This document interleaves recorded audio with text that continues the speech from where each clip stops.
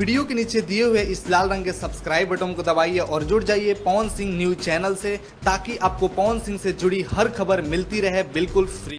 नमस्कार दोस्तों, आप सभी लोगों का स्वागत है हमारा चैनल पीएस फैंस क्लब में। दोस्तों, वीडियो को आगे देखने से पहले लाइक करिएगा, चैनल पे नए हैं तो सब्सक्राइब करके बेल वाले आइकन कॉल पे सिलेक्ट कर लीजिएगा, ताकि ऐसी और पावर स्टार पवन सिंह से जुड़ी लेटेस्ट वीडियो सबसे पहले मिलते रहे।